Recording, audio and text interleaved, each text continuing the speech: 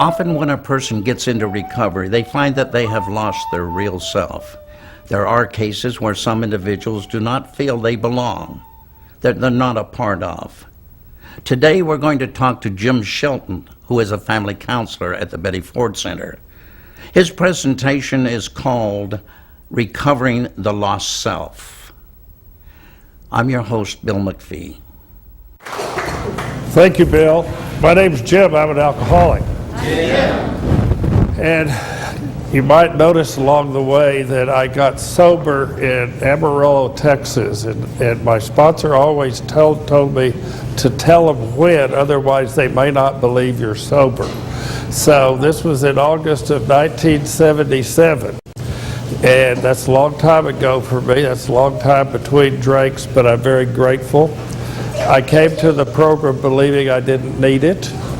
I soon found out that's true. I heard old-timers say I need it more today than I did my first day, and I thought that was ridiculous. But I know that's true today because there's something I'm going to talk about, and that's called denial.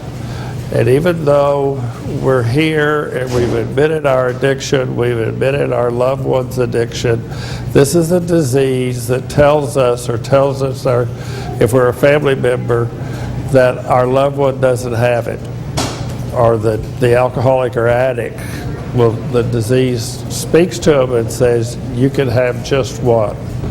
And so I'm always delighted to be here and talk to the people at ABC. I have the highest regards for Danny and Helen and Bill and all the people that keep this place going. Every time I walk in here, I feel the spirit of the place that makes me know that I feel God's work goes on here.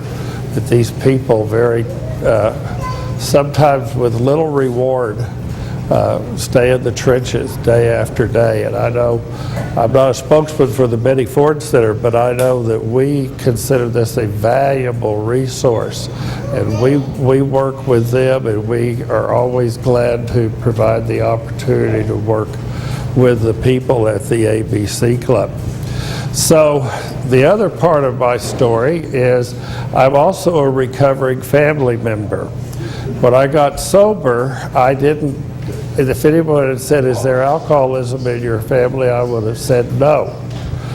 Well, that's denial. I knew that I had two uncles that people talked about their drinking when they weren't around. But I didn't know that I probably had three deceased grandparents that probably died of alcoholism before I was ever born. On one side of my family was Irish, and the other side was Native American. So I was a setup. I was set up to be an alcoholic, and I didn't know that. And I'd have fought you when I first got into my recovery if you called me an alcoholic. But I definitely am an alcoholic.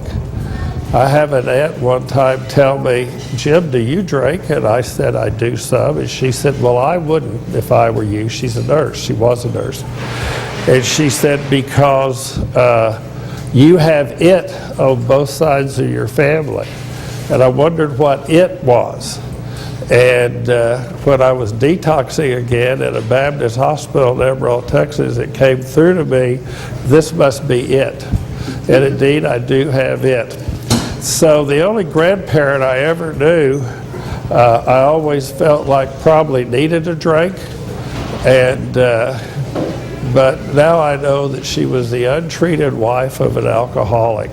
And that's why she wasn't warm and fuzzy and was mostly kind of an angry person.